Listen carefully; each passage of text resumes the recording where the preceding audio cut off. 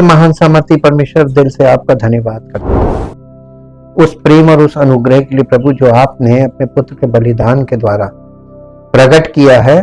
और आज ये बलिदान, क्रूसिफिक्शन, समस्त संसार के सामने एक ऐसा दृष्टांत है, एक ऐसा दर्शन है, जो कोई इस दर्शन के द्वारा अपना जीवन समर्पित करता है, उसका जीवन परमेश्वर अपनी महिमा के लिए इस्तेमाल करता है और उसको तैयार करता है ताकि वो परमेश्वर की आत्मा की अगुवाई में चलकर और परमेश्वर की उपस्थिति में जीवन व्यतीत करना सीखे, उपस्थिति में चलना सीखे, ताकि उस जिंदगी से परमेश्वर की आत्मा के फलों का प्रगटीकरण हो, जिससे परमेश्वर की महिमा प्रकट हो और सारी महिमा उसी को मिले, क्योंकि वही ये सब कर सकता है और वही करता है। हम आपका धन्यवाद करते हैं और अपना जीवन आपके सामने समर्पित करते हैं और आपको अपने जीवन की अपनी इच्छा को किनारे रखकर आपकी इच्छा को अपने जीवन में धारण करते हैं और ये कहना चाहते हैं, प्रभु आपकी इच्छा हमारे जीवन में अक्षरशः पूरी हो और आपकी महिमा प्रकट हो, वो महिमा जिससे आपका नाम महिमा पाए, प्रभु यीशु मसीह के नाम से आमीन। सबको जय मसीह की। आज हम लोग अध्ययन करेंगे रहस्य उद्घाटन का सिद्धांत क्या है, यानी what is the principle of revelation. हम लोग रेवलेशन पे आ गए हैं। रेवलेशन क्योंकि नया नियम प्रगटीकरण की बात कर रहा है और प्रगटीकरण, देखिए पुराने नियम में प्रगटीकरण नहीं था, पुराने नियम में दर्शन थे, स्वप्न थे और भविष्यवक्ताओं के द्वारा परमेश्वर बातें करता था और दृष्टांतों के द्वारा परमेश्वर बातें करता था। लेकिन नए नियम में परमेश्वर प्रकाशन के द्वारा बात करता है, जिसे हम रेवलेशन कहते हैं, रहस्य उद्घाटन कहते हैं। नया नियम परमेश्वर के जो प्राचीन काल से परमेश्वर ने और पूर्व युग के लोगों से किस किस तरीके से बातें की, उन सब चीजों का प्रकाशन हम लोगों को देता है, कलीसिया के लोगों को। और प्रकाशन हमेशा परमेश्वर की उपस्थिति में, जब आप कलीसिया में आते हैं तो यहां पे परमेश्वर अपने प्रकाशन से हमें भरता है। इसलिए ये जगह बहुत इंपॉर्टेंट हो जाती है। कलीसिया को लोग हल्के में लेते हैं और कलीसिया में बैठकर अपना ध्यान जब इधर उधर करते हैं तो आपको प्रकाशन नहीं मिलेगा। आप जब दूसरों को ज्यादा गौर करने लगेंगे, कौन आ रहा है, क्या पहन के आया, क्या कहां बैठ रहा है और कैसा है, उसका चेहरा कैसा, ये सब नहीं देखना। आप तो परमेश्वर की उपस्थिति में आए तो आपका ध्यान परमेश्वर की बातों में और परमेश्वर के वचन में और परमेश्वर हमसे क्या कहना चाह रहा है, आज परमेश्वर हमसे क्या कहेगा, आपका ध्यान केंद्रित होना चाहिए। और ध्यान केंद्रित नहीं होता जब आप इधर उधर आंखें चलाते हैं, आपके कान इधर उधर की बातें सुनने लगते हैं, ये गलत है। ध्यान केंद्रित करना, ये ध्यान का केंद्रीकरण, यही कला है। जिस दिन आपके अंदर ये आ गया, आपको परमेश्वर की सारी बातें दिखने लगेंगी और समझ में भी आएगी। केंद्र करना यानी फोकस हो जाना। परमेश्वर द्वारा मानवता के लिए स्वयं को प्रकट करने के विषय पर विचार और प्रकाशन का सिद्धांत। रहस्य उद्घाटन को मानव जाति के लिए परमेश्वर द्वारा सत्य का अलौकिक प्रगटीकरण के रूप में परिभाषित किया जा सकता है। ये रेवलेशन, जिसको हम रहस्य उद्घाटन बोलते हैं, कि उन बातों से पर्दा उठना जो प्राचीन काल से गुप्त थी। प्रकाशन का मतलब क्या है? बहुत सरल मीनिंग है। प्राचीन काल से यानी पुराने नियम में जितनी बातें, आपको एक भी बात समझ में नहीं आएगी पुराने नियम की, और अगर आपने अपनी अकल लगा के कुछ गलत व्याख्या करी तो आप फंसे, जैसा कि झूठी शिक्षा वाले सेवक लोग करते हैं। वहां पे वो अपनी मीनिंग लगा लेते हैं, अपना दिमाग लगा लेते हैं और अपने दिमाग से लोगों को वो चीजें समझाने लगते हैं ताकि लोगों को वो किसी तरीके से अपने मुद्दे में ला सके, अपना मुद्दा उनके अंदर बैठा सके परमेश्वर के वचन के बहाने। इसलिए और लोग ऐसे ध्यान से सुन रहे हैं जैसे परमेश्वर का वचन सुन रहे हैं, लेकिन वो परमेश्वर के वचन की गलत व्याख्या करके उनके अंदर गलत विश्वास पैदा कर रहे हैं, गलत आशा पैदा कर रहे हैं, गलत दिशा उनके लिए आत्मिक जीवन में गलत दिशा निर्देश कर रहे हैं और उसको पकड़ के जो चलने लगे वो फंस गए और वो परमेश्वर तक कभी नहीं पहुंच पाएगा।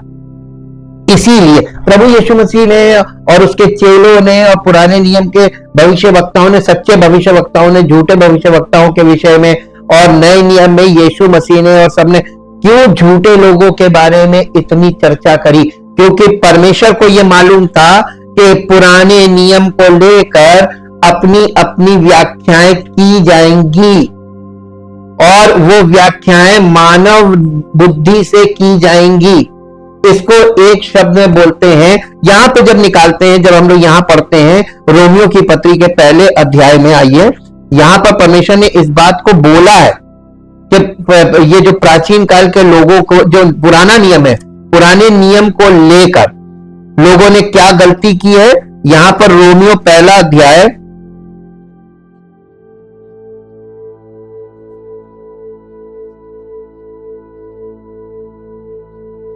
21 पद पढ़िए पहले अध्याय का। इस कारण कि परमेश्वर को जानने पर भी उन्होंने परमेश्वर के योग्य बड़ाई और धन्यवाद ना किया, परंतु व्यर्थ विचार करने। ये व्यर्थ विचार क्या है?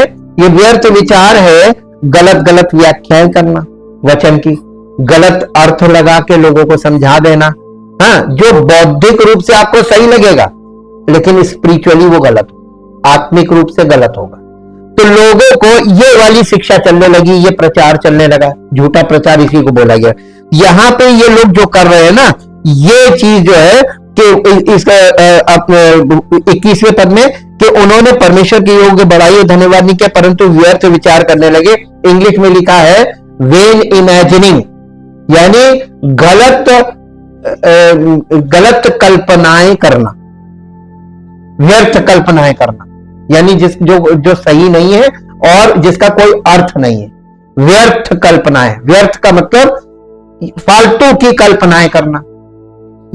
ये प्रचार में आपको सुनने को मिलेगा, जो झूठे प्रचारक होते हैं वो व्यर्थ की कल्पनाएं करते हैं, यानी व्यर्थ में कि वो कहेंगे आप थोड़ी देर के लिए ये इमेजिन कीजिए और ऐसा इमेजिन कीजिए कि आप बैठे हुए और प्रभु आपके सामने खड़े। ये व्यर्थ इमेजिनिंग, ये व्यर्थ कल्पना है। वो आपको ऐसी कल्पना में ले जाएंगे, बोलते बोलते आपको उस कल्पना में लेके जाएंगे। ये व्यर्थ कल्पनाएं करने लगे। यहां इसके लिए इंग्लिश में 3 बातें लिखी हुई है। वेन इमेजिनिंग, फूलिश रीजनिंग, यानी मूर्खतापूर्ण तर्क लगाना, और स्टूपिड स्पेक्युलेशन, ये व्याख्या करना, अर्थ गलत अर्थ। स्टूपिड का मतलब मूर्खतापूर्ण व्याख्या करना। ये परमेश्वर को मालूम था कि पुराने नियम को लेकर लोग नए नियम के समय मसीह की सेवकाई में झूठे लोग पुराने नियम की गलत व्याख्याएं करेंगे, और करते करते करते करते देखिए कितने, इतनी जनसंख्या बढ़ गई गलत व्याख्या लेकर बैठे हुए, और सच्चाई कहीं नहीं। उसका कारण परमेश्वर खुद बता रहा, वचन बता रहा कि ये परमेश्वर को मालूम था ये होगा। इसीलिए परमेश्वर ने मालूम क्या किया? परमेश्वर ने नए नियम में, क्योंकि नई वाचा जो है वो टोटल स्पिरिचुअल है, और स्पिरिचुअल का मतलब जब तक कोई बॉर्न अगेन नहीं होगा, स्पिरिचुअल किंगडम में प्रवेश नहीं करेगा, तब तक उसके लिए ये लपेटी मोहरबंद की हुई किताब बनी रहेगी बाइबल। अब आप बताइए, एक भी सच्चा ढूंढ लीजिए आप शहर में जो सही मीनिंग जानता हो, और जो होगा भी तो वो आपको जल्दी मिलेगा नहीं, क्योंकि वो छिपा होगा, वो अपने आप को फेमस नहीं करेगा, वो बहुत नामी नहीं होगा, प्रकट नहीं होगा, स्टेज पे नहीं मिलेगा, वो आपको गुप्त में ही मिलेगा, क्योंकि परमेश्वर भी गुप्त में है और उसके सच्चे लोग भी गुप्त में मिलेंगे। हाँ, वो आपको बहुत नामी नहीं होंगे, उनका कोई बहुत उनकी चर्चा नहीं होगी, वही लोग होते। 22वां पद पढ़ेंगे, वे अपने आप को बुद्धिमान जताकर मूर्ख बन गए। जितने लोग बाइबल की बातों को अपने अर्थों में तोड़ मरोड़ के वो कर रहे हैं, वो अपने आप को बुद्धिमान जता के मूर्ख बन रहे हैं। ये परमेश्वर का वचन बोल रहा है। और अविनाशी परमेश्वर की महिमा को नाशमान मनुष्यों और पक्षियों और चौपायों और रेंगने वाले जंतुओं की मूरत की समानता बदल दिया, मूरत बना दी, किसी भी चीज की मूरत बना दी। तो ये होने लगता है जब आप परमेश्वर की महिमा से कट जाते हैं। यही तो नए नियम में पाप की परिभाषा लिखी, प्रत्येक मनुष्य पापी और परमेश्वर की महिमा से रहित है। महिमा नहीं है। महिमा क्या है? परमेश्वर की महिमा वो ज्योति है, वो आत्मिक ज्योति जो यीशु मसीह, उसने कहा था मैं ज्योति हूं। कौन सी? फिजिकल तो है नहीं, वो आत्मिक ज्योति है, आत्मिक सूर्य है। और जब तक आपको आत्मिक सूर्य कब दिखेगा? हमने आपको बताया जब बच्चा जन्म लेता है तो संसार में सबसे पहले आंखें खोलता है, उसको रोशनी दिखती। वैसे ही आप जैसे ही बॉर्न अगेन होगे सबसे पहले आपको आत्मिक रोशनी यानी प्रभु यीशु मसीह का दर्शन होगा, उसकी महिमा का दर्शन होगा। आपको व्यक्ति नहीं दिखेगा लेकिन प्रकाश। आप इस चीज को टैली कर सकते हैं कि पौलुस जब शाऊल था, दमिश्क के मार्ग पे जा रहा था, तो उसने एक बड़ी ज्योति देखी। इतनी तगड़ी ज्योति थी कि वो अंधा हो गया था। ये कौन था? ये प्रभु की महिमा का, प्रभु यीशु मसीह की महिमा का प्रकाश था। उसकी महिमा के दर्शन किए थे उसने। इतनी तगड़ी महिमा थी कि वो अंधा हो गया था। ये था मसीह का दर्शन। उसने मसीह को दर्शन में देखा। इसलिए हमेशा पौलुस ने जब ये कहा ना कि मुझे ये सुसमाचार मुझे सिखाया नहीं गया, मुझे पढ़ाया नहीं गया, मुझे रटाया नहीं गया और किसी मनुष्य से नहीं मिला, ये हमें डायरेक्ट परमेश्वर ने दिया। ये स्पेशल रेवलेशन बोलते हैं। और ये दिव्य प्रकाशन जो है ये प्रभु की ओर से मिलता है और ये चुने हुए लोगों को मिलता है जिन पर वो अपना प्रकाश उदय करता है। और जब हम लोग उस दिन पढ़ रहे थे ना कि मैं एक मनुष्य को जानता हूं, पौलुस कह रहा मैं एक मनुष्य को जानता हूं, ना जाने देह सहित ना जाने देह रहित, वो तीसरे स्वर्ग तक उठा लिया गया था। वो नहीं, वो पौलुस था। और वो जब ये वाला अनुभव हुआ था ना, उसी समय उसने दर्शन देखा। उसने सुसमाचार को दर्शन में देखा था। और वो सुसमाचार क्या? प्रभु यीशु मसीह उद्धार करता, उसको दर्शन में देखा था। वही हमारा सुसमाचार है। इसलिए परमेश्वर द्वारा मानवता के लिए स्वयं को प्रकट करने के विषय पर हम अगर विचार करेंगे, प्रकाशन का सिद्धांत, रहस्य उद्घाटन को मानव जाति के लिए परमेश्वर द्वारा सत्य का अलौकिक प्रकटीकरण के रूप में यानी डिवाइन रेवलेशन के रूप में परिभाषित किया जा सकता है, जिसे वे अन्यथा नहीं जानते और स्वयं खोजने में असमर्थ है। ये संचार मौखिक या लिखित हो सकता है। रहस्य उद्घाटन को आमतौर पर मानव जाति के लिए परमेश्वर के लिखित संचार के रूप में समझा जा सकता है। ये परमेश्वर का जो वचन है ना, रिटन वर्ड, ये है डिवाइन रेवलेशन बाइबल के अंदर। याद कीजिए, हमने बहुत पहले आप लोगों को ये बात बार बार बोली, इसको कभी मत छोड़ना। ये है सत्य, इसके अंदर है। और इसी से आपको आत्मिक जीवन मिलेगा, आत्मिक ज्योति मिलेगी, आत्मिक रोटी मिलेगी, सब कुछ इसी से मिलेगा और इसी से आपका पालन पोषण होगा आत्मिक। ये हट गया तो कुछ नहीं, फिर तो सब झूठ और भ्रम। रहस्य उद्घाटन में शब्द और कर्म दोनों शामिल है। जो प्रकाशन है या रेवलेशन है, इसमें शब्द और कर्म दोनों शामिल होते हैं। यदि कोई यीशु मसीह के बारे में, उद्धार के बारे में और सुसमाचार के बारे में बात कर रहा है और अगर उसके जीवन में वो अनुभव नहीं है और वो बॉर्न अगेन नहीं हुआ है और उसका आत्मिक पालन पोषण नहीं हुआ है सही तरीके से, तो उसके कर्मों से आपको पता चल जाएगा कि मुंह से प्रचार तो कर रहा है लेकिन इसके कर्म वैसे नहीं। तो आप आसानी से, यीशु मसीह ने क्या कहा था? उनके फलों से। तो फल का मतलब है कर्म। उनके कामों से तुम पहचान लोगे कि ये सिर्फ बोलते हैं, ये कर कुछ नहीं सकते। करने के नाम पे सिर्फ दुआ कर सकते हैं, बस। चमत्कार होगा ही नहीं। प्रभु उनके साथ नहीं तो चमत्कार कहां से होगा? आज देखिए, अब आपको इस चीज को टैली करना सिखाते हैं।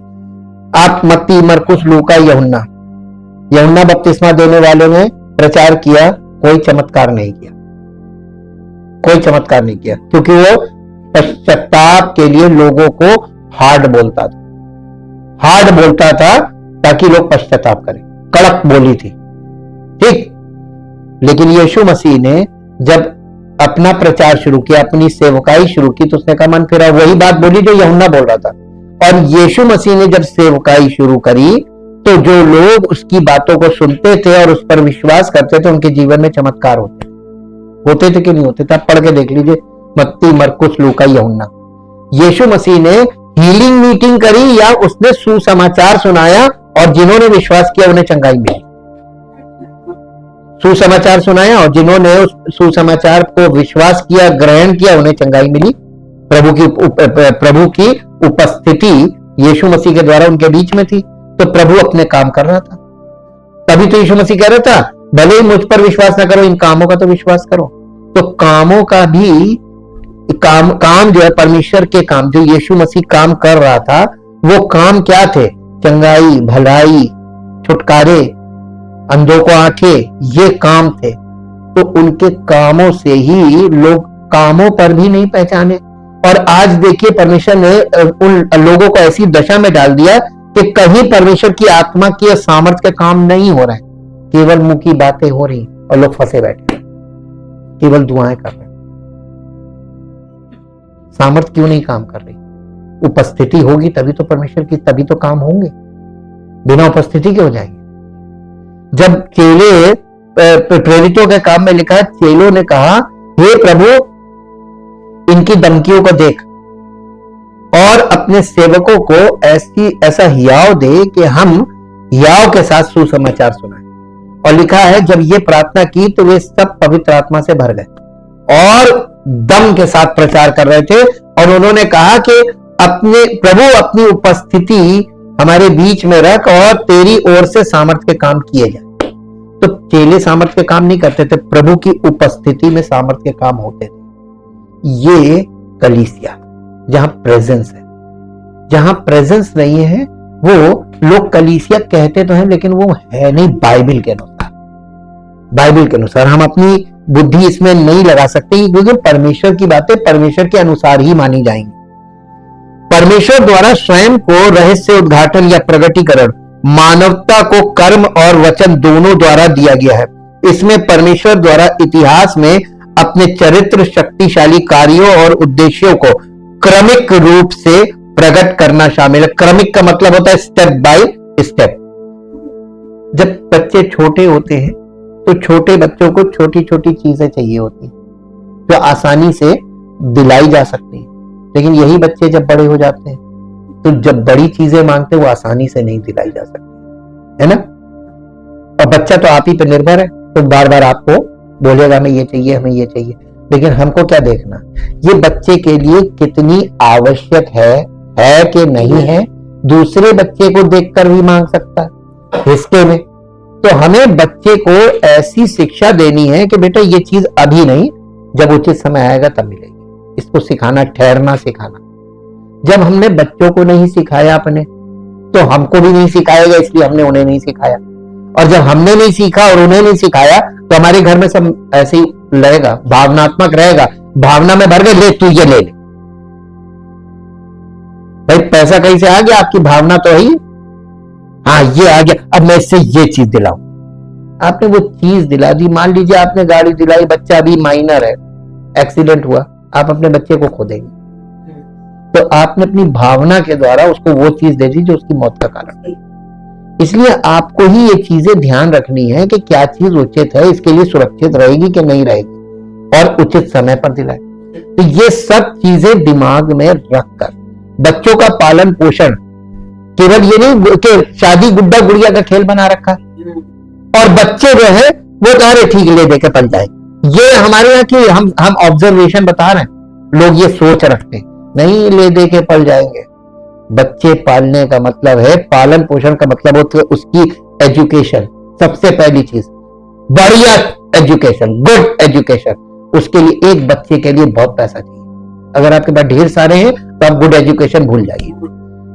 और एजुकेशन में पहले कट ऑफ, अरे सरकारी स्कूल में, अरे ये पास है प्राइवेट में। आपने शिक्षा को भी आप नहीं समझना, और आपने जिस लेवल की उसको शिक्षा दी वो आगे जाके उसी लेवल का काम करे। कहां बड़े बड़े कॉम्पिटिशंस में बैठ पाए। दूसरी बात कि उसकी चिकित्सा, कि वो चिकित्सा भी उसकी बढ़िया, उसको इलाज चाहिए बढ़िया, उसके हेल्थ के लिए उसकी एक एक चीज चेक होनी चाहिए समय समय पर। वजन और क्या क्या चीजें, उसके दांत, एक एक चीज हाइजीनिक, नाखून, ये अच्छे स्कूलों में ये सब चीजें चेक होती हैं और इस पे वो होता है।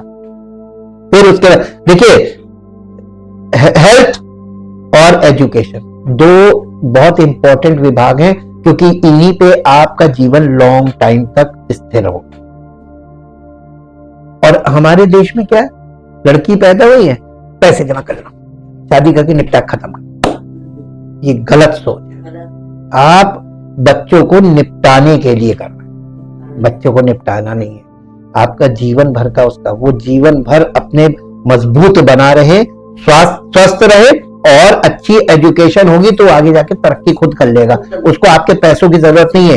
आपको अच्छा मार्गदर्शन, अच्छा पालन पोषण अगर आपने किया है तो बच्चा आगे जाके सूर्य के समान चमकेगा, इतनी तरक्की करेगा। तो बच्चे की तरक्की पे फोकस करे, ना कि निपटाने पे। ठीक। और लड़कों के बारे में सोचता नहीं तो कर ही लेगा, कहीं से भगा भूगो के लिए आए। ये सोच है। हम इस देश में ये एक एक रग रग, क्योंकि हम भी यहीं पर जन्म लिया, यहीं पे हमारा पालन पोषण, यहीं हमारी शिक्षा दीक्षा, तो हमको यहाँ का माहौल मालूम है। खासतौर से उत्तर प्रदेश की बात कर रहे हैं, विशेषकर उत्तर प्रदेश में बहुत बैकवर्ड सोच है, बहुत बैकवर्ड। और आपकी सोच अभी उस ऊंचाई पे नहीं पहुंची है, तो प्रभु में आप कहां आत्मिक जीवन में आप आत्मिक तरक्की करेंगे, तो आपकी ये फिजिकल सोच हो सब पीछे चली जाएगी, सब निकाल के फेंक देंगे, कचरा है ये। इसमें परमेश्वर द्वारा इतिहास में अपने चरित्र, शक्तिशाली कार्यों और उद्देश्यों को क्रमिक रूप से प्रकट करना शामिल है। तो जो पुराना नियम है वो इतिहास है। पुराने नियम की सारी बातें पवित्र आत्मा, जैसा कि हम लोगों के बीच में पवित्र आत्मा के द्वारा एक एक करके चीजें स्पष्ट की जा रही हैं कि नहीं की जा रही, क्रमिक रूप से हम लोगों को, यानी स्टेप बाय स्टेप वो हम लोगों को सब चीजें पुराने नियम में परमेश्वर ने ये दर्शन उसको अब्राहम को दिया तो क्यों दिया, ऐसे उसने स्वर्ग क्यों दिखाया, सब चीजें स्पष्ट हो रही कि नहीं हो रही। ये क्रमिक रूप से वो हमको प्रकट करके दिखा रहा। प्रकाशन या रहस्य उद्घाटन एक ही तात्कालिक कार्य में हो सकता है या ये लंबे समय तक चल सकता है। तो ये हम लोगों के जीवन में अभी शुरुआत हुई है, ये लगातार आपके साथ चलेगा। हर चीज परमेश्वर आपको प्रकट करेगा। आप उस प्रगटीकरण को पकड़ पाए तो आप आत्मिक, नहीं पकड़ पाए तो आप आत्मिक नहीं। तो चैलेंज किधर है? सबकी जिंदगी में चैलेंज। हम क्यों खट से पकड़ ले रहे हैं? क्योंकि हमने इस चीज को बच्चे के नहीं सीखा। आपको भी बच्चा बन के सीखना पड़ेगा। बॉर्न अगेन का मतलब यही होता है कि अपने आप को समर्पित कर दो और ऐसे बन जाओ जैसे बच्चे, तुम्हें कुछ नहीं मालूम, तब परमेश्वर तुमको सिखाए। पवित्र आत्मा के साथ एक चीज हमेशा याद रखिए, पवित्र आत्मा परमेश्वर का आत्मा है और परमेश्वर का आत्मा जो है वो घमंड नहीं पसंद करता। और घमंड क्या है? जब कोई व्यक्ति बाइबल को पढ़ लेता, वो सोचता मुझसे बड़ा तो कोई है ही नहीं, तो पवित्र आत्मा उसके पास कभी नहीं आएगा। जा तू गुरु है, कर ले। जब आप अपने आप को दीन और नम्र करेंगे, पश्चाताप करके, प्रभु हम एकदम शून्य हैं, हमको प्रभु आप ये चीजें दिखाएंगे तभी हम, आप समझाएंगे तभी हम समझेंगे, आप सिखाएंगे तभी हम सीखेंगे। जब आप बच्चे बन जाएंगे। यीशु मसीह ने क्या किया था? एक बच्चे को बीच में खड़ा किया और एकदम साफ साफ दिखा दिया कि तुम ये बन जाओ और देखो मैं तुम्हारे जीवन में सब कुछ करूंगा। तो बच्चा ही तो कोई नहीं बनना मांग रहा, सब गुरु बन गए। आज के युग में देखिए कोई मसीही क्यों नहीं बन पा रहा? क्योंकि सब गुरु बन गए। चेला कोई बनना नहीं मांगता, और चेला बनना तो दीन होना है। तो कौन दीन होगा? जो दीन हो गया समझो वो चेला बना, जो चेला बना उसको प्रभु मिल जाएगा। अब आपको रास्ता पता चला, प्रभु पाने का रास्ता क्या है? चेले बनो। अपने चेलों से उसने क्या कहा था? इसलिए तुम जाकर सारी जातियों को, यानी सारे राष्ट्रों के लोगों को चेला बनो। लेकिन उनसे ये नहीं कहा था तुम गुरु। गुरु तो वही था, उसने कहा तुम मेरे चेले हो, जाकर चेले बनो। आजकल चेले कहां है? सब गुरु बन गए। अब ये देखिए रेवलेशन की परिभाषा या रहस्य उद्घाटन की परिभाषा। प्रकाशन शब्द, ग्रीक शब्द प्रकाशन, इसके लिए हिंदी वर्ड बहुत बढ़िया है। प्रकाशन शब्द ग्रीक शब्द एपोकैलिप्सिस से आया है, जिसका अर्थ है एक प्रगटीकरण या एक अनावरण। इस शब्द का उपयोग अन्य संदर्भों में किसी कानून के पूरा होने पर उसके अनावरण का वर्णन करने के लिए किया जाता था। इसमें किसी ऐसी चीज का खुलासा करने का विचार है जो पहले अज्ञात थी। अब देखिए परमेश्वर को कभी किसी ने नहीं देखा। पहला डिवाइन रेवलेशन क्या है? परमेश्वर को देखना। और प्राचीन काल में, पुराने नियम में परमेश्वर को किसी ने नहीं देखा, जबकि दर्शनों के द्वारा परमेश्वर ने उनको अपने आप को प्रकट तो किया लेकिन प्रकाशित नहीं किया। प्रकट किया लेकिन प्रकाशित नहीं किया। प्रगटीकरण परमेश्वर ने उनको दर्शन में दर्शन दिया। अब दर्शन कैसे दिया, हम लोगों ने दर्शन देखे ना, उन दर्शनों में अब उसने अब्राहम को कैसे दर्शन दिया, स्वर्ग की ओर दृष्टि, तारे दिखा दिए। ये जनरल रेवलेशन है कि तू ये देख ले कि जिसने ये तारे बनाए वो तुझसे बातें कर। ये था जनरल रेवलेशन। अब्राहम से कैसे बात की, जनरल रेवलेशन, सामान्य प्रकाशन के द्वारा। तो सृष्टि दिखाकर बात कर ली और अब्राहम ने विश्वास कर लिया। और आजकल के लोग सृष्टि रोज देखते रहते हैं, विश्वास कभी नहीं करेंगे वचन सुनने के बाद भी नहीं। इसका मतलब उनका हृदय, अब वो उनके अंदर परमेश्वर के प्रति जो कल्पना है वो गलत हो, पिक्चर गलत बैठ गई। झूठी शिक्षा का असर ये होता है, आपके अंदर अगर मन में एक गलत पिक्चर छप गई, वो पिक्चर तब तक नहीं हटेगी जब तक आप मर कर जिंदा ना। नहीं समझे, मर कर जिंदा ना, क्योंकि आप जब मरेंगे तभी वो पिक्चर आपके साथ मर जाएगी। फिर आप जब जीवित होंगे तो अब आप नई पिक्चर देखिए। तो प्रकाशन का मतलब यही है, पुनरुत्थान। और पुनरुत्थान का मतलब बॉर्न अगेन, कि आप अपने पापों के लिए मर गए और अब आप प्रभु के लिए जीवित है जो आपके पापों के लिए मर चुका।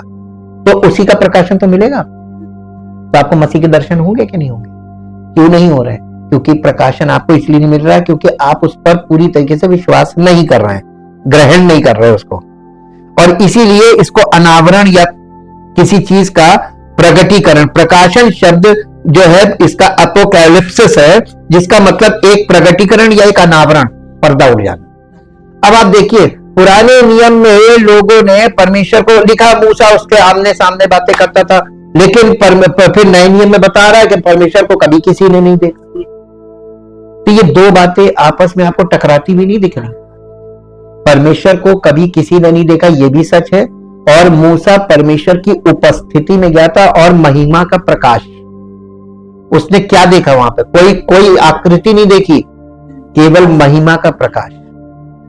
उसकी महिमा में प्रवेश किया, और जब वो परमेश्वर की महिमा में उसने प्रवेश किया तो परमेश्वर की महिमा के में प्रवेश करने के कारण उसके चेहरे से किरणें निकलने लगी।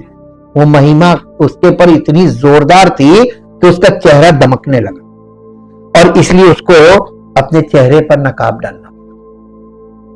ये इस बात का प्रमाण है कि वो परमेश्वर की उपस्थिति में गया, प्रेजेंस में गया, और प्रेजेंस में गया और परमेश्वर की वाणी सुनी। तो इसको कहते हैं, इसी को बोला गया वहां पे कि परमेश्वर ने आमने सामने बात की। लेकिन वास्तव में क्या है, हम लोग नए नियम के लोग सोचते हैं कि उसने परमेश्वर को देखा, नहीं देखा, उसकी महिमा को देखा। परमेश्वर से वो एक बार जिद करने लगा, मुझे एक बार अपने आप को दिखा दे। परमेश्वर का ना, तू मुझे देखकर जिंदा नहीं रह सकता। मूसा को बोला, मुझे देखकर जिंदा नहीं रह सकता, लेकिन मैं तुझे अपनी परछाई दिखाऊंगा। और उसने उसको एक चट्टान के बीच में रखा और अपने पीठ का हिस्सा दिखाया, बैक, परछाई। और वो परछाई कौन थी? नए नियम में खुलासा किया, परमेश्वर को कभी किसी ने नहीं देखा, उसके इकलौते पुत्र ने उसको संसार में प्रकट किया। His name is Jesus Christ. तो वो परछाई कौन था? यीशु मसीह। यीशु मसीह। देखिए, परमेश्वर का पुत्र कौन है उत्पत्ति में? आदम। पतन से पहले जो आदम था वो प्रभु यीशु मसीह है। पतन के बाद वो पतित मानव बन गया, तो परमेश्वर ने उसी पुत्र को फिर से देह धारण करके और स्त्री से उत्पन्न होके आने का रास्ता बनाया। ये रहस्य, यही प्रकाशन है नए नियम में। उसी पुराने चीज को परमेश्वर दिखा रहा है कि मैंने यहां से उसको स्त्री के द्वारा, इसीलिए उसने कहा, उसने मेरे लिए एक देह तैयार की। वो कुंवारी के द्वारा उत्पन्न हुआ, जैसे इजहाक का जन्म था ना वायदे के अनुसार और भविष्यवाणियों के अनुसार, वैसे ही यीशु मसीह का जन्म हुआ। और उसके जन्म के बाद वो एकदम निर्बल गरीब परिवार में, लेकिन था दाऊद का वंश। लेकिन दाऊद के वंश से राज्य चला गया था, शासन नहीं था, राजा लोग नहीं थे। और वो स्त्री के द्वारा उत्पन्न हुआ क्योंकि वो दाऊद के घराने से थी, और वो अपने पिता की पहलौठी थी। क्योंकि दाऊद के घराने के पहलौठों पर, पुरुषों पर ब्लड कर्स हो गया था, इसलिए उधर से यीशु मसीह नहीं आ सकता था। और शैतान का ध्यान किधर था? पुरुष साइड। और परमेश्वर ने उत्पत्ति में ही बोल दिया था कि स्त्री का वंश, तो वो स्त्री का वंश क्यों बोला गया? क्योंकि वो अपने परिवार की पहलौठी थी, और पहलौठी होने के कारण जैसे पहलौठे लड़के को सारा हक मिलता है, ऐसी पहलौठी लड़की को मिलता है यहूदियों में, उसको वही हक मिला। और इसीलिए देखिए आप, दो जीनियोलॉजी है यीशु मसीह की, दो वंशावली है। एक वंशावली में यीशु मसीह के पिता का नाम है, और एक उसके यूसुफ के पिता का नाम है, और एक में यूसुफ के ससुर का नाम। वो दोनों ही उसके पिता थे ना। तो एक में यूसुफ के पिता का नाम है और एक में यूसुफ के ससुर का नाम है। दोनों अलग अलग नाम है। और एक वंशावली अब्राहम से और मसीह तक आ रही है, यीशु तक आ रही है, और एक वंशावली यीशु से आदम को जा रही, उल्टी। तो देखिए उसने पूरे दोनों वाचाओं को कंप्लीट किया कि नहीं किया? वही तो है, पहला आदम ही अंतिम आदम, कोई फर्क नहीं। बीच में जो आदम आए पतन के बाद, वो हम लोग हैं। तो उसके द्वारा हमारा जन्म हुआ, आदम से ही हम सब आए। तो हम मसीह के द्वारा आए कि नहीं आए? क्लियर हुआ कि नहीं हुआ? और अब मसीह में ही जाकर हम पूर्ण हो जाएंगे, पाप रहित। यही तो पूरा बाइबल का सार है। इतनी सी बात, यही प्रकाशन है। ये जो पहले अज्ञात था उसी को यीशु मसीह के द्वारा वो प्रकट कर रहा है। ये मानवीय तर्क के विपरीत है। प्रकाशन जो होता है वो मानवीय तर्क के विपरीत है।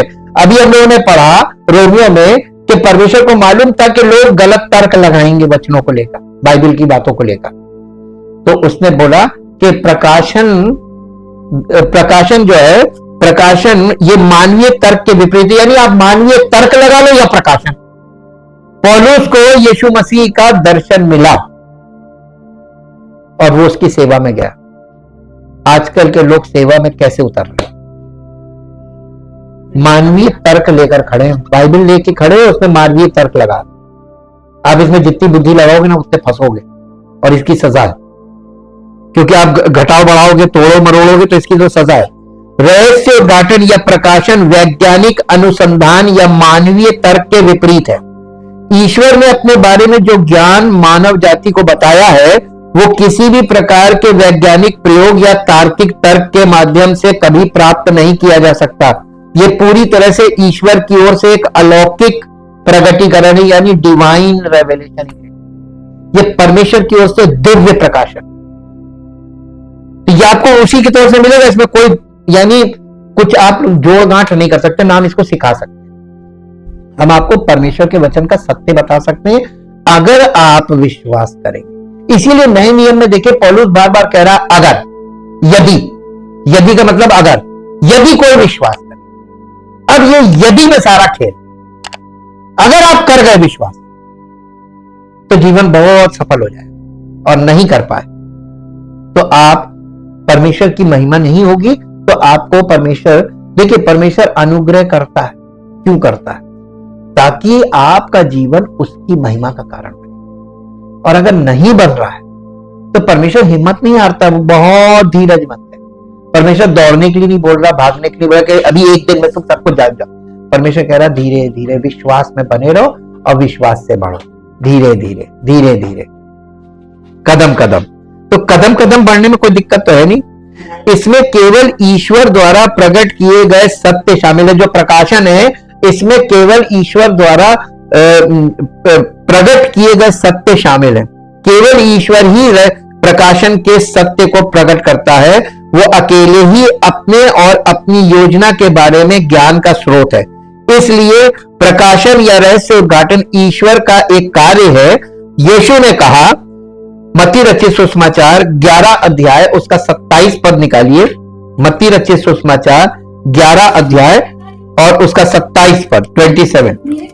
मेरे पिता ने मुझे सब कुछ सौंपा है और कोई पुत्र को नहीं जानता, केवल पिता, और कोई पिता को नहीं जानता केवल पुत्र और वो प्रकट करना चाहे। देखिए, कोई पुत्र को नहीं जानता, केवल पिता।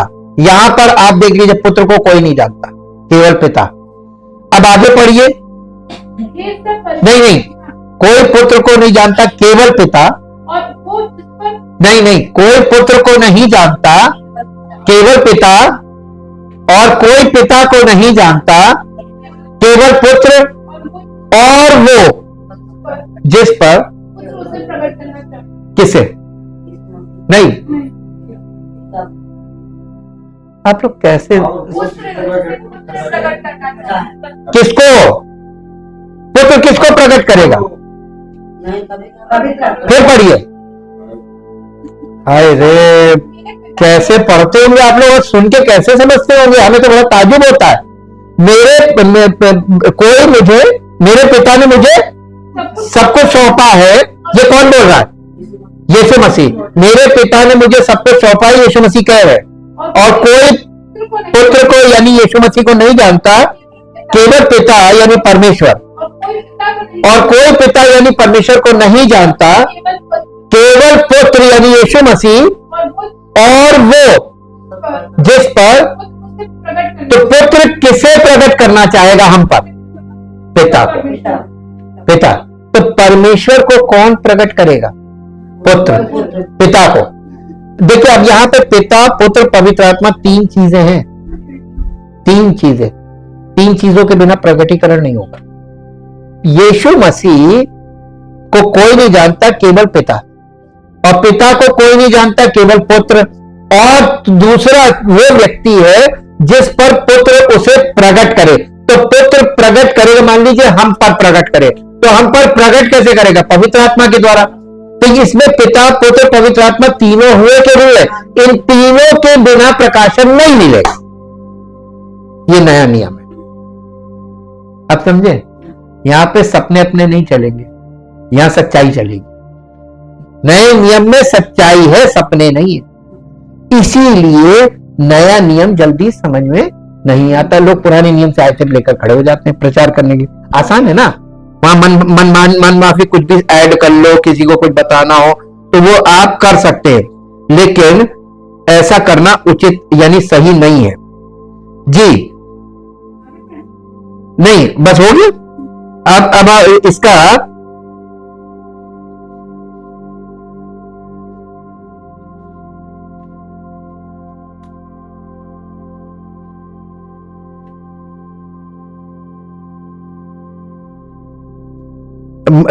यीशु मसीह की पहचान केवल ईश्वरीय प्रकाशन के माध्यम से ही जानी जा सकती है। आप यानी डिवाइन रेवलेशन के बिना यीशु मसीह को नहीं जान सकते। तो ये कौन सी यीशु का प्रचार हो रहा, लोग विश्वास कर रहे हैं। तो विश्वास क्यों कर रहे हैं? क्योंकि दर्शन तो मिल नहीं रहा, प्रकाशन तो है नहीं, तो प्रकाशित हो नहीं रहा, यानी प्रकट तो हो नहीं रहा, प्रकटीकरण है नहीं। इसलिए जो भी बोल दो, एक कल्पना दे दो कि यीशु मसीह का नाम लीजिए, तो आप काल्पनिक यीशु का नाम क्यों ले रहे हो? आप सच्चाई को जानो। यीशु मसीह सत्य है और सत्य दिखाया जाता है, सुनाया और समझाया नहीं जाता। सत्य देखा जाता है, वास्तविकता। जब आप देखेंगे तभी तो आप कहेंगे ये सत्य है। और सत्य को जब देख लेंगे तो आपको फिर कोई दूसरा व्यक्ति आपको मूर्ख बना पाएगा? भाई, आपने कोई असली चीज देख ली। एक इसी पे एग्जांपल लीजिए। अगर आपने कोई कहीं की कोई चीज बड़ी फेमस है, बहुत मशहूर है, कोई मिठाई लीजिए या कोई भोजन वस्तु ले लीजिए या कोई वस्तु ले लीजिए, बहुत मशहूर है। आप उस चीज को अगर ओरिजिनल को चखे हुए हैं और उसी नाम से डुप्लीकेट आपके शहर में मिल रही है कि वो वहीं का है, जैसे आगरा का पेठा। आगरा का पेठा बड़ा मशहूर है और आज सब शहरों में आगरा का पेठा बिक रहा है, लेकिन असली कौन सा है? जिसने असली खाया होगा उसी को मालूम पड़ेगा कि असली के नकली है ना। तो आप अपनी इंद्रियों के द्वारा असली और नकली की पहचान करते हैं कि नहीं करते हैं? तो उसमें इंद्रियां इस्तेमाल होती है, आंखें भी इस्तेमाल होती है, कान भी इस्तेमाल होता है, जबान भी इस्तेमाल होती है ना, स्वाद के लिए। तो आप स्वाद के लिए जबान का इस्तेमाल करते हैं और बहुत सी वस्तु, कोई कहे ये प्योर लेदर है, आप जब तक उसको हाथ से, आपने प्योर लेदर को अगर छुआ होगा तभी आप स्पर्श करके बता देंगे ये डुप्लीकेट है। तो जब आप असली लकड़ी की पहचान में इंद्रियों का प्रयोग होता है कि नहीं होता है, तो आप मसीह को पहचानने के लिए बिना इंद्री के कैसे विश्वास करेंगे? वो काल्पनिक विश्वास है। आप कल्पना कर रहे हैं यीशु मसीह यीशु मसीह यीशु मसीह। आप जब तक कल्पना करेंगे तब तक आप फंसे। कोई भी व्यक्ति आपको मूर्ख बना देगा। प्रचार बाइबल लेकर आएगा, आपको कहेगा मैं मसीह का दास हूं। ठीक, आपको उसको अपनी इंद्रियों से ही आपको जांचना है। अब हम इंद्रियों पे आ गए, याद आ गया? हाँ, जब शमौन पतरस ने स्वीकार किया कि यीशु ही मसीहा है, तो यीशु ने उससे क्या कहा? मत्ती रचित सुसमाचार उसका 16 अध्याय और उसका 12 पद पढ़िए। हाँ, तब उनकी समझ में आया कि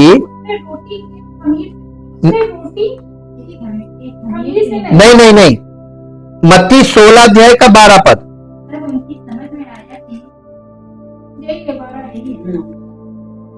हे शमौन योना के पुत्र, तू धन्य है, क्योंकि मांस और लहू ने नहीं परंतु मेरे स्वर्गीय पिता ने यह बात तुझे बताई। मत्ती 16 अध्याय।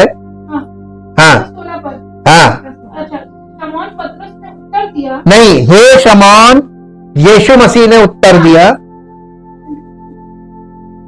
नहीं मिला। यीशु ने उसको उत्तर दिया, हाँ, हे शमौन योना के पुत्र, तू धन्य है, क्योंकि मांस और लहू ने नहीं परंतु मेरे स्वर्गीय पिता ने ये बात तुझ पर प्रकट की। क्या की है? बताइए कि प्रकट की। तो परमेश्वर बोलेगा नहीं, नए नियम में परमेश्वर मुंह से नहीं बोलेगा, वॉइस नहीं है, प्रकटीकरण है। अब बताइए, प्रकटीकरण के युग में लोग कैसे मूर्ख बन रहे?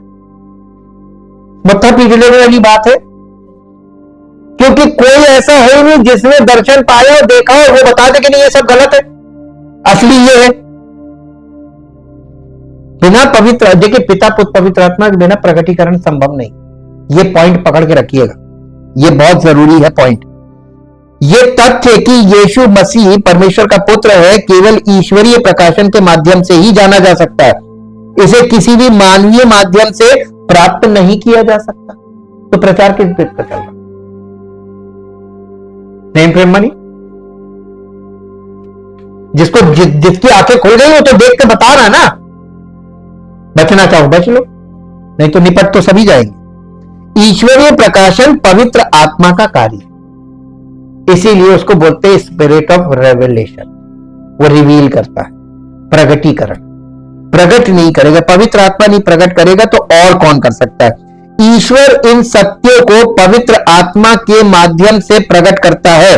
इसीलिए पौलुस ने कहा, पहला कुरिन्थियों 2 अध्याय, देखिए सब बाइबल में सारी चीजें हैं।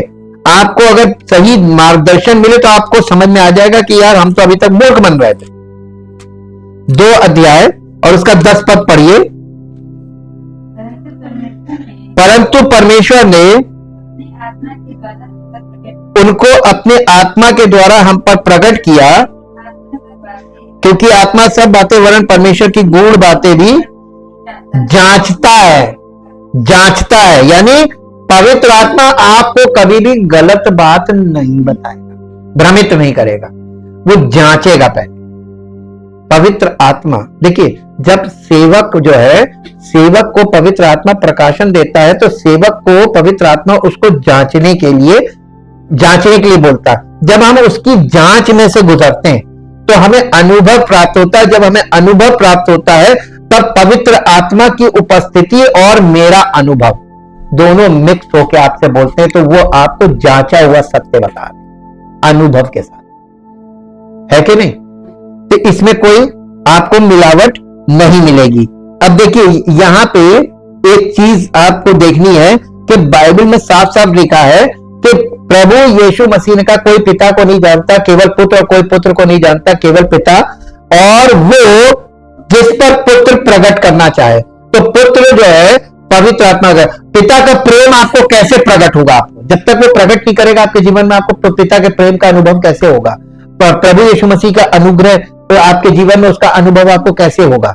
पवित्र आत्मा के द्वारा। लेकिन प्रकटीकरण पवित्र आत्मा करेगा, पवित्र आत्मा करेगा, ट्रिनिटी काम कर रही। अब इसमें देखिए यहाँ पे जो बात लिखी है ना, परंतु परमेश्वर ने, इसका 9 पद पढ़िए, 9 और 10 मिला के पढ़िए, तब आपको समझ में आ जाएगा। परंतु जैसा लिखा है, जो बातें आंख ने नहीं देखी।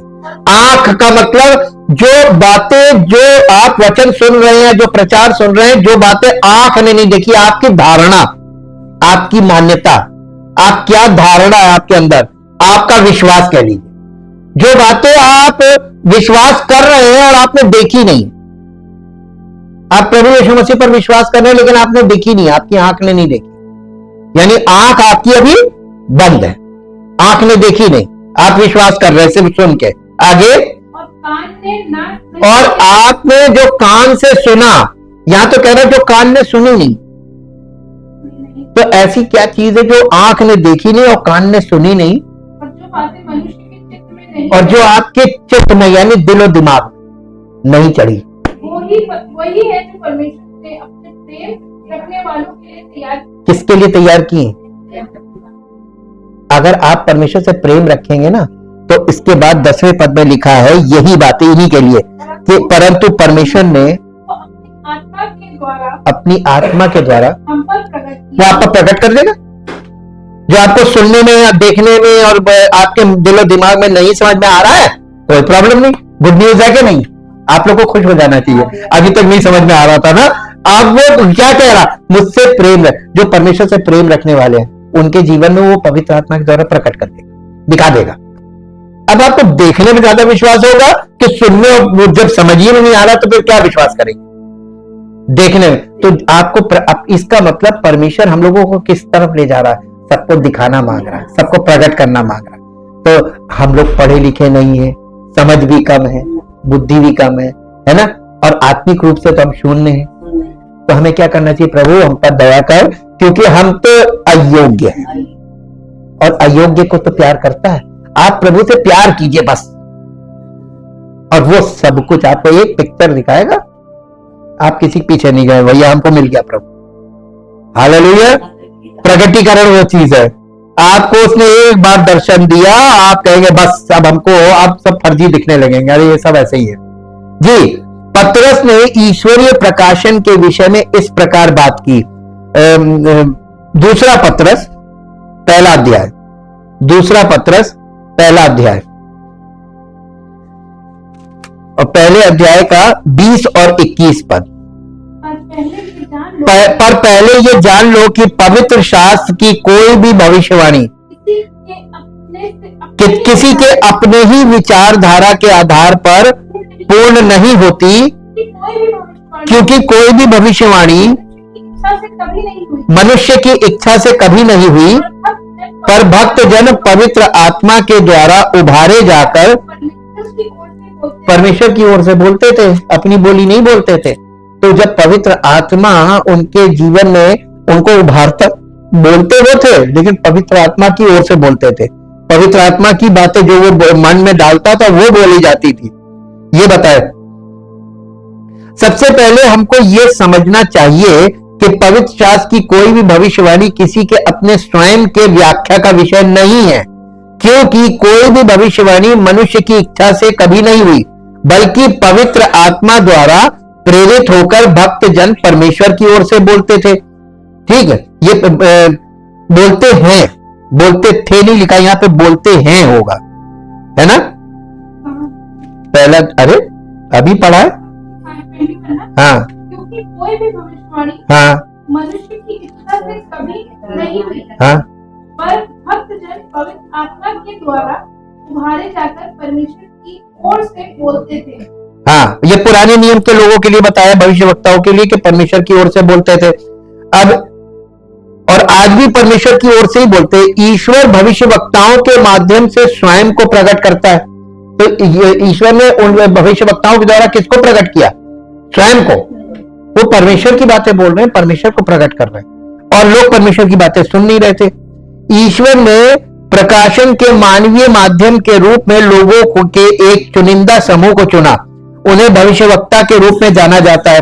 आमोस की पुस्तक में हम पढ़ते हैं, आमोस की पुस्तक निकालिए 3 अध्याय उसका 7 पद। आमोस 3 अध्याय। और इसी प्रकार से प्रभु यहोवा अपने दास भविष्यवक्ताओं पर अपना मर्म बिना प्रकट किए कुछ भी नहीं करेंगे। यानी जब तक वो भविष्यवक्ता को प्रकट नहीं करेगा तब तक परमेश्वर कुछ नहीं करता। तो परमेश्वर भविष्यवक्ताओं को पहले बता, देखिए आप पुराने नियम में इस चीज को देखिए, परमेश्वर का तरीका रहा कि जैसे ही वो दाऊद से नातान ने कहा कि अरे परमेश्वर तेरे साथ जो कर, नहीं, परमेश्वर तुरंत भविष्यवक्ता का तूने गलत बोल दिया, जाकर होगा। तो उसने तुरंत, परमेश्वर ने पूरी योजना बताई, उसने जाके उसको एक्सप्लेन की, समझा के। तो परमेश्वर कैसे काम करता है? भविष्यवक्ताओं के द्वारा नहीं, तुम गलत बोल दिया। पवित्र आत्मा, आप भावुकता में जब बोलते हैं ना, वो पवित्र आत्मा नहीं, और जब पवित्र आत्मा पे बोलेंगे तो भावुकता नहीं, क्योंकि आप भावुक अगर हो गए, पवित्र आत्मा का नियंत्रण अगर आपके जीवन में, तो आप भावुक नहीं होंगे। बात याद रखिएगा, क्योंकि भावुकता मानवीय स्वभाव में पाया जाता है, परमेश्वर के स्वभाव में भावुकता नहीं। वहां पर क्या है? सटीकता है, हां की हां, ना की ना, क्योंकि ट्रुथ आपको बोलना है, ट्रुथ के साथ भावुकता नहीं है। आप न्यायालय में जाइए, जहां न्याय का स्थान है, वहां भावुकता नहीं होती, और भावुकता होनी भी नहीं चाहिए। भावुकता एक लिमिट तक अच्छी है, जरूरत से ज्यादा भावुकता आपके लिए और सबके लिए खतरनाक है। ठीक, भावनाओं में सब बह जाता है। बाइबल में अक्सर ये दर्ज है कि परमेश्वर ने भविष्यवक्ताओं का अपना प्रकाशन दिया या रहस्य उद्घाटन दिया। उदाहरण के लिए उसने खुद को सैमुएल के सामने प्रकट किया। पहला सैमुएल 3 अध्याय उसका 21 पद पढ़िए। पहला सैमुएल 3 अध्याय और उसका 21 पद। और यहोवा ने अपने आप को शीलो में शमूएल पर अपने वचन के द्वारा कैसे प्रकट किया? वचन के द्वारा, अपनी बोली के द्वारा। आप परमेश्वर का वचन जब सुन रहे हैं तो ये किसका प्रकटीकरण आप सुन रहे हैं? परमेश्वर का। अगर आप इसका आदर नहीं कर रहे हैं, आप इसको ग्रहण नहीं कर रहे हैं, आप इसको इसकी आज्ञा नहीं मान रहे, तो आप किसकी आज्ञा नहीं मान रहे? परमेश्वर की आज्ञा। तो आप किसको क्रोध दिला रहे? यही सीखने वाली बात है। परमेश्वर ने अपने वचन के द्वारा उस पर प्रकट किया और उसने उसका आदर किया। पौलुस को ईश्वरीय प्रकाशन प्राप्त हुआ। प्रेरित पौलुस ने लिखा है कि ईश्वर ने उसे ईश्वरीय प्रकाशन के द्वारा सत्य दिया। सत्य का मतलब यानी प्रकाशन, सुसमाचार, अर्थात देखिए इफ्सियों की पत्री 3 अध्याय उसका 3 से 5 पद तक पढ़ेंगे। इफ्सियों की पत्री उसका 3 अध्याय, हाँ 3 से 5। अर्थात ये कि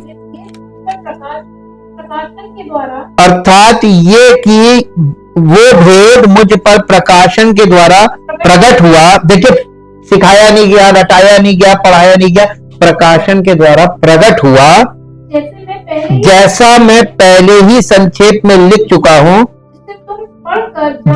जिससे तुम पढ़कर जान सकते हो कि मैं मसीह का वो भेद कहां तक समझता हूं, जो अन्य समयों में मनुष्यों की संतानों को ऐसा नहीं बताया गया था, जैसा कि आत्मा के द्वारा अब उसके पवित्र प्रेरितों और भविष्यवक्ताओं पर प्रकट किया गया है। पुराने नियम में पवित्र आत्मा के द्वारा प्रकटीकरण नहीं होता था। परमेश्वर कुछ दिखाकर अपने आप को प्रकट करता था माध्यम से। जैसे मूसा को जलती झाड़ी में दिखा, तो वहां पे क्या था? आग की लौ थी और वाणी थी, और कुछ तो था नहीं। बस एक चमत्कार ये था कि झाड़ी जल रही थी, भस्म नहीं हो रही थी। बस इसी चीज को, यही चीज आकर्षित कर रही थी। कहते ये परमेश्वर की आग है, इसीलिए परमेश्वर आग के रूप में प्रकट हुआ। अग्नि, परमेश्वर का वचन भी अग्नि, परमेश्वर की आत्मा भी अग्नि, परमेश्वर की उपस्थिति भी अग्नि। अग्नि है, आग है, और आग आपके दिमाग में ये चीज, ये कल्पना ला सकती है कि आग नष्ट भी करती है और आग जीवन भी देती है। दोनों काम होता है। और आग नष्ट करती तो बहुत भयानक भस्म कर देती है, और अगर आपको फायदा पहुंचाती है तो देखिए आग पे भोजन बनता है, आग पे, है ना। फिर खाना खाते आपके पेट में भी आग लगती है भोजन को पचाने के लिए। अग्नि का बहुत काम है। मनुष्य, हमारे पंच तत्व में अग्नि भी है हमारे शरीर में, है ना। आग, ये परमेश्वर का ही भाग तो है हमारे अंदर, आग। रहस्य उद्घाटन के कार्य का वर्णन, पवित्र शास्त्र में रहस्य उद्घाटन के कार्य का वर्णन किया गया है। यहेजकेल में हम पढ़ते हैं, यहेजकेल 2 अध्याय उसका 2 पद, यहेजकेल 2 अध्याय का 2 पद पढ़िए।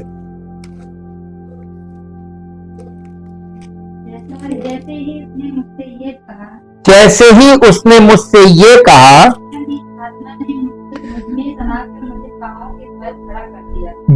जैसे ही उसने मुझसे ये कहा, त्यों ही आत्मा ने मुझ में समाकर मुझे पांव के बल खड़ा कर दिया,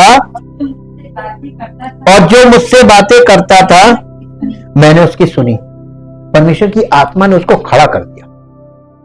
देखिए परमेश्वर की आत्मा कितना काम कर रही थी, आज भी वैसे ही काम कर रही। परमेश्वर की आत्मा ने ये काम बंद नहीं किया।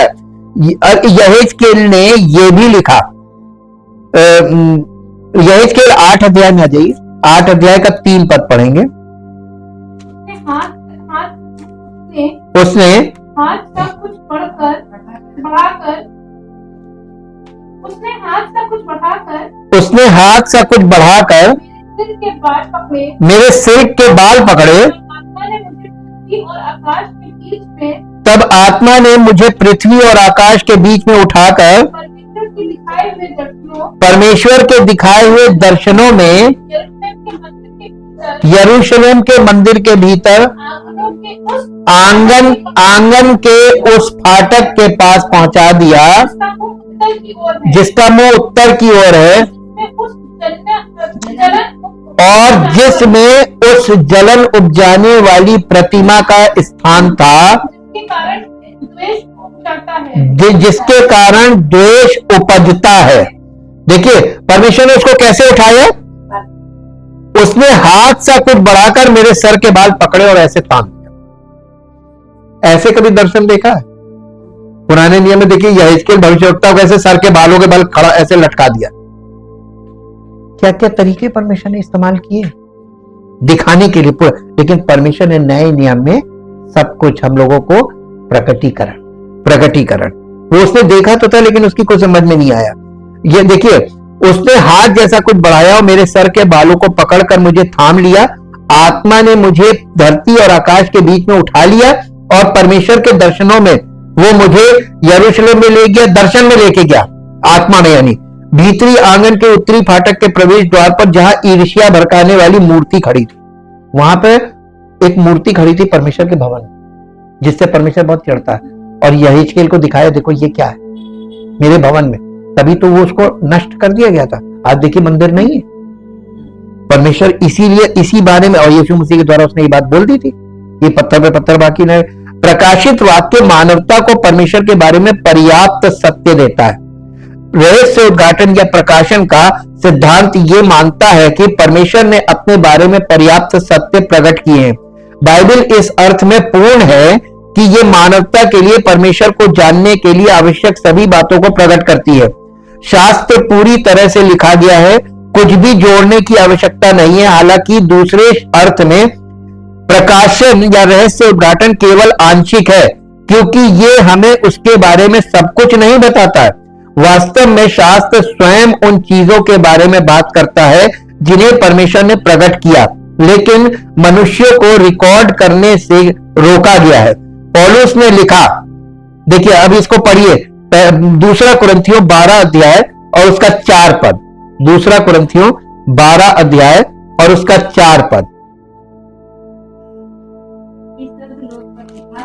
हाँ, और ऐसी बातें सुनी जो कहने की नहीं, और जिनका मुंह पर लाना मनुष्य को उचित में। मसीह में एक ऐसे व्यक्ति को जानता हूं जो 14 वर्ष पहले न जाने दे सहित न जाने दे रहे परमेश्वर जानता है। ऐसा व्यक्ति तीसरे स्वर्ग तक उठा लिया गया था और मैं जानता हूं कि ऐसा व्यक्ति न जाने देह सहित न जाने देह रहित, परमेश्वर जानता है, स्वर्ग लोक में उठा लिया गया और उसने ऐसी बातें सुनी जो कहने की नहीं और जिन्हें मनुष्य को बोलने की अनुमति नहीं। इसका मतलब परमेश्वर ने पौलुस को और भी प्रकाशन दिए थे जिनके बारे में उसने चर्चा नहीं की। इसलिए नहीं की है ताकि हम लोगों को भी वो प्रकाशन देगा, ये आशा हमारे पास है। अगर आप सही रास्ते चले तो आपको भी ये वाली चीजें मिलेंगी जो आपको मुंह से बोलनी भी नहीं। सिर्फ ये व्यक्ति पर्सनल है भाई, परमेश्वर के साथ आपका जब व्यक्तिगत रिश्ता हो गया तो आपको कुछ चीजें तो पर्सनल बताएगा। देखिए कलीसिया का मसीह के साथ संबंध क्या है? कलीसिया क्या है मसीह? नहीं, ये तो एक बात हो गई। देह कहते हैं दुल्हन को, अर्धांगिनी है ना, तो देह का मतलब क्या है? मसीह की दुल्हन, उसका आधा अंग। तो अब बताइए, जब मसीह के साथ आपका संबंध सही हो गया तो वो अपनी दुल्हन को कुछ विशेष चीजें भी तो दिखाए, लेकिन कहेगा चर्चा मत करना। तो इसका मतलब मसीह की देह को या मसीह की दुल्हन को बहुत सी ऐसी चीजें भी प्रकट की जानी है जिनका चर्चा नहीं करना है, गुप्त रखना है। भाई वो चीजें आप सार्वजनिक तौर पर कैसे बोल सकते हैं? कुछ चीजें ऐसी गुप्त रहेंगी ना, तो ये गुप्त भी आपको दिखाएगा। और इसीलिए वहां पे 7 कलीसियाओं की चिट्ठी थी, उसमें एक कलीसिया से उसने कहा कि यदि तू जय पाए तो मैं तुझे गुप्त मन्ना दूंगा। गुप्त मन्ना, गुप्त चीजों की बात वहां पे की गई है। वहां पर हम लोगों को ये आश्वासन मिला है। एक और पद पढ़िए, प्रकाशित वाक्य 10 अध्याय उसका 4 पद।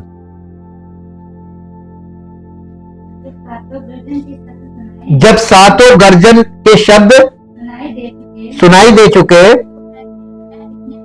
तो मैं लिखने पर था,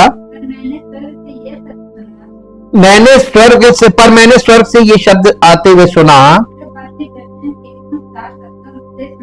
जो बातें गर्जन के उन 7 शब्दों से सुनी है उन्हें गुप्त रख मत लिख। देखिए प्रकाशित वाक्य में आया ना, और कलीसिया को भी लिखा।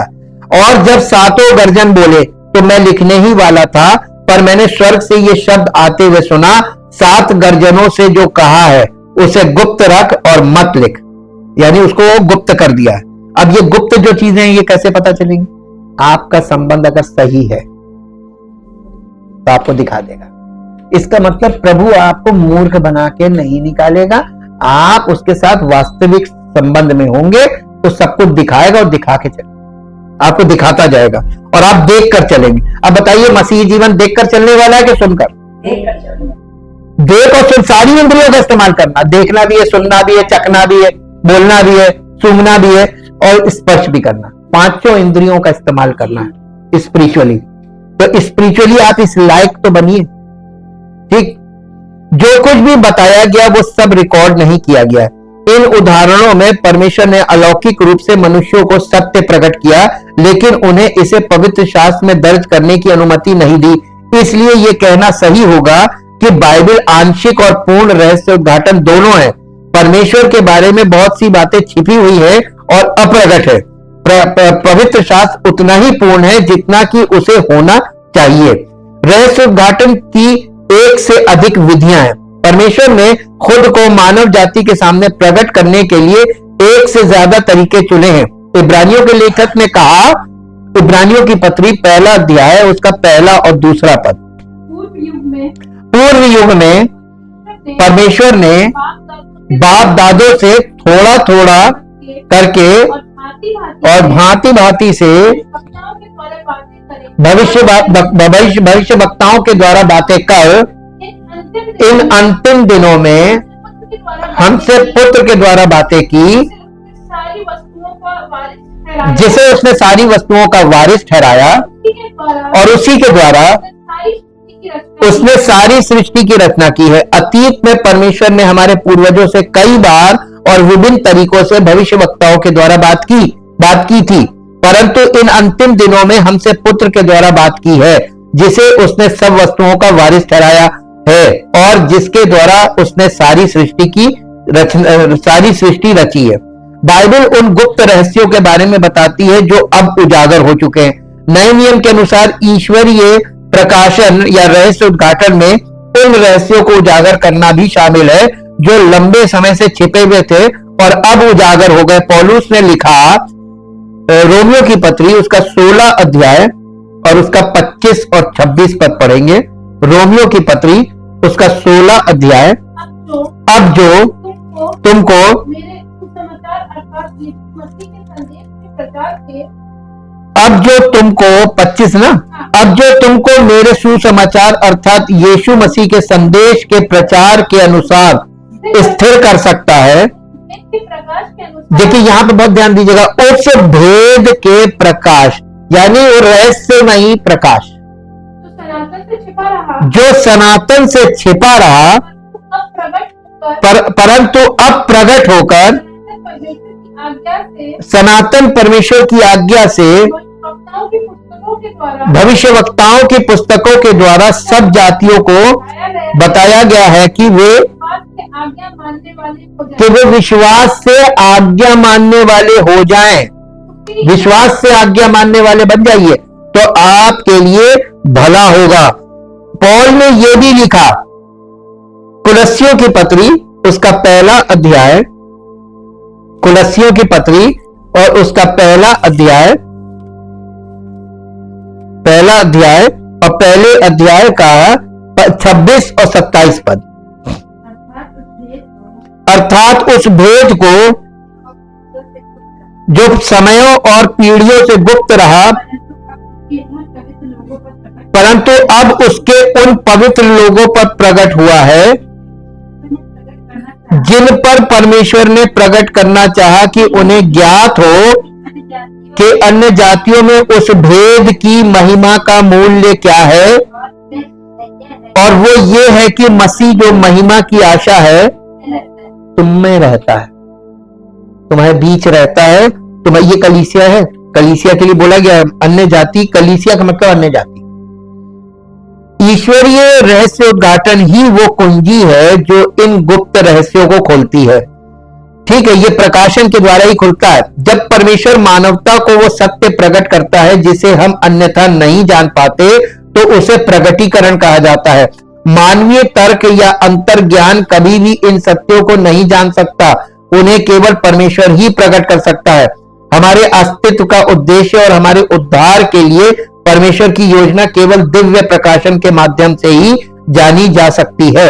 इस वचन को मानव जाति तक पहुंचाने के लिए प्रभु ने लोगों के एक समूह को चुना जिनके माध्यम से वो बात करेगा।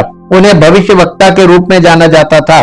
भविष्यवक्ताओं ने लंबे समय तक मानवता को कई अलग अलग तरीकों से परमेश्वर के सत्य को प्रकट किया। पवित्र शास्त्र में दिया गया रहस्य उद्घाटन मानवता को परमेश्वर और उसकी योजना के बारे में जानने के लिए आवश्यक सब कुछ बताता है। इसलिए मानव जाति के लिए परमेश्वर का वचन पर्याप्त और पूर्ण दोनों है। इसमें और कुछ न मिलाना है, न अलग से कोई किताब, कुछ नहीं चाहिए।